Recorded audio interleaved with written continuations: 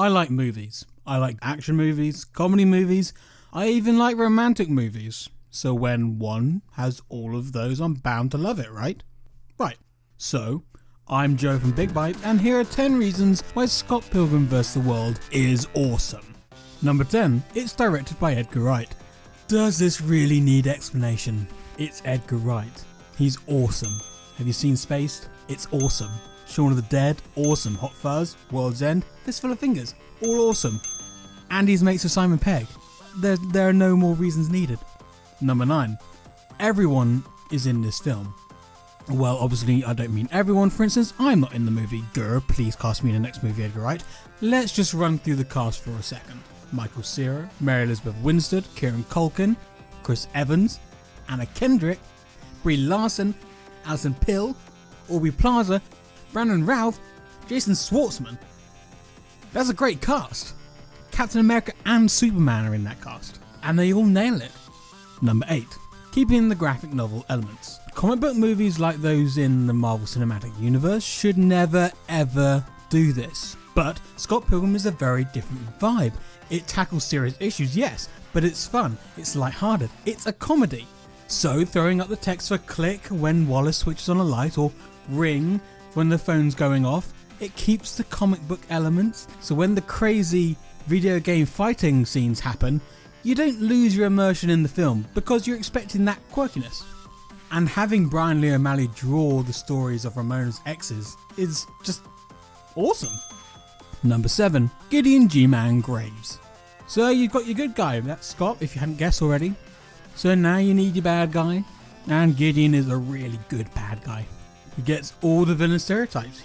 He's rich, intelligent, arrogant, acts totally cool and flips out and kills dudes, but he's also a freaking genius because he uses a mind control chip to get Ramona. Yes, it's different from the original graphic novels where he spies on Scott and manipulates his memories and Ramona's feelings to break them apart, but still, that's pretty goddamn evil. Number 6. Scott is utterly useless when it comes to girls. Here's a little background on Scott.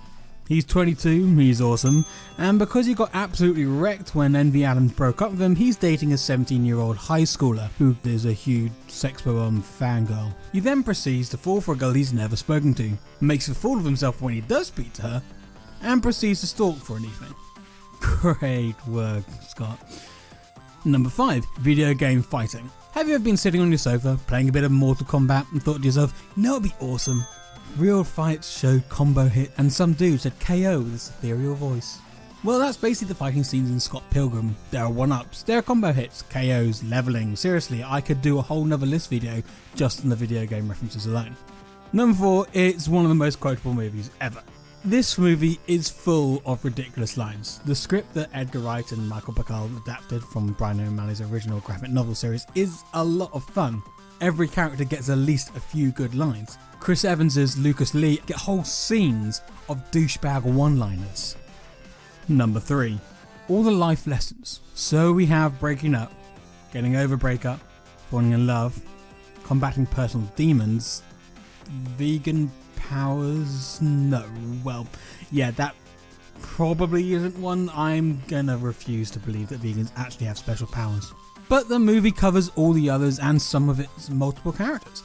Ramona isn't over Gideon, Scott isn't over Envy, Kim and Knives aren't over Scott, and none of the evil exes are over Ramona. Not being able to get over a breakup is basically what drives the whole story. But by the end there's resolution. The characters find their way and move past it, which is great, that's what you want. Happy ending. No, not that kind, YouTube. Number 2. It spawned an amazing game. Everyone loves a side-scrolling beat-em-up game.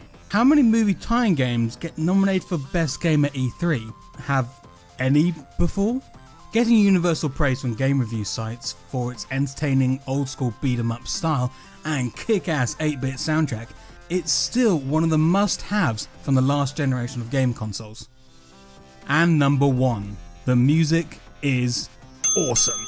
If there's one thing the staunchest of critics can't deny, is that the music in Scott Pilgrim is fantastic.